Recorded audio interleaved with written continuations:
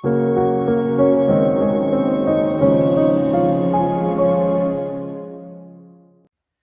күн, құрметті көрермен. Бүгінгі Focus Flow бағдарламасының тақырыбы тазалық тәртіптің бастауы. Бағдарлама қонағы Құрбанбаева Халимаш Әлімбекқызы. Құрбанбаева Халимаш Әлімбекқызы 1964 жылы 5 тамыз күні Алматы облысы Жамбыл ауданы Қарақыстақ ауылында дүниеге келген. Қазақ ұлттық аграрлық зерттеу университетінің түлегі. Бағдарлама жүргізушілермен таныстырып өтетін болсам, Малғаждар Әсем, Смағұл Арайлы, Эденова Диана және мен Алимова Гүлнар. Қош келдіңіз, Халимаш ханым. Қош көргеніңізге қуаныштымыз.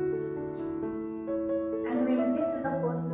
Егер сізге әлемді өзгертуге мүмкіндік берсе, неден бастар едіңіз? Не үшін? Әлемді өзгерту үшін бірінші өзімнен бастар едім. Бақыт иллюстрациялық құбылыс дейді біздің философ Шыңғар ағайымыз. Сіз үшін бақыт деген не? Бақыт деген мен үшін менің жанұям. Я негізі жанұя деген әр адам үшін өзінің бір бақыты болып келеді ғой. Халимаш апай, адам болмысы алуан түсті екені анық. Мысалы, сіздің болмысыңыз қандай түсті? Неліктен екен бір сөзбен сипаттап беріңізші? Менің болмысым сары түс. Өйткені ол сары түс өзім жаңағы оны күнменен байланыстырамын. Мейірімділікпен, жылулықпен байланыстырамын. Халимаш апай, қайсын таңдар едіңіз? Жүйкесі тозған данышпан ба, әлде бақытты ақымақ па? Екеуін де таңдаймыз. Көп балалы кедей ана ма, әлде баласыз ба өмірмен? Бұл өте қиын сұрақ. Жауап беріңіз. Басы тәтті, соңы ащы ма, әлде басы ащы, соңы тәтті ме? Басы ащы, соңы тәтті. Тағы да керемет жауап. Енді мектеп директорының шаруашылық ісі жөніндегі орынбасары болу қиын ба? Кәсібіңіз өзіңізге ұнай ма? Кәсібім өзіме ұнайды. Жұмыс оңай емес. Жұмыс оңай емес. Жұмыстың қиындығы неде? Жұмыстың қиындығы, бұл жұмысты оңай деп айтамаймын. Техперсоналда бізде 50-ге жуық техперсонал жұмыс істейді. Соныменен бәріменен тіл табысу, басқару оңай емес. Оңай емес. Кез келген еңбектің әрбір тамшы тердің өлшемі бар. Қазіргі таңда техперсоналдардың жалақысы өте аз. Бұл қаншалықты әділетті? Дұрыс айтасыз. Қазіргі заманда 50 мың техперсоналдың зарплатасы. Ол өте аз зарплата. Қазіргі заманда, қымбатшылық заманында 50 мың деген ол ақшамыз. Соны көбейтсе бола ма деген сұрақ туындайды. Қазақстанның әлеуметтік жағдайы үшін техперсоналдың жалақысы жеткілікті деп ойлайсыз ба? Жоқ. Яғни бір айға жеткіліксіз.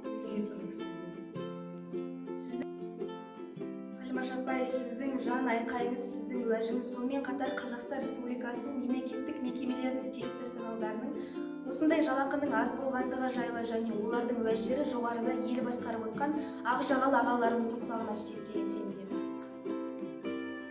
Халимаш апай, елестетейікші, егер сіздің қолыңызға алтын балық түссе, оған қандай үш тілек айтар едіңіз? Ең біріншіден мен тілейтінім бұл әлемде бейбітшілік болса екен деген.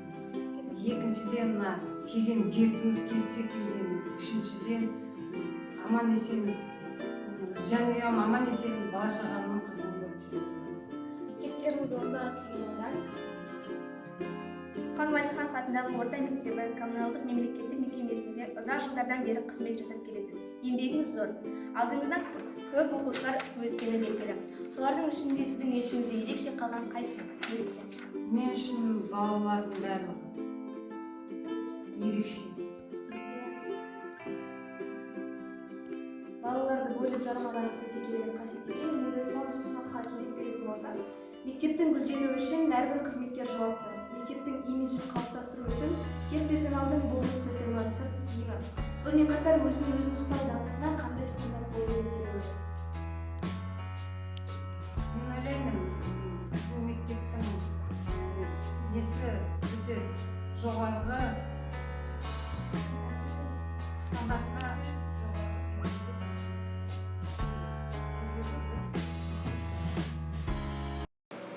Видео сізге ұнап жатыр ма? Ал егер ұнап жатса, фык-фык етіп каналға тіркеліп қойыңыз. Осымен біздің бағдарламамыз соңына жетті. Уақыт бөліп келіп отырғаныңызға алғысымызды білдіреміз. Егер сіздерге көрермендер видео ұнаса лайк басып және де пікір жазуды ұмытпаңыздар. Ең бастысы каналға тіркеліп колокольчикті басып.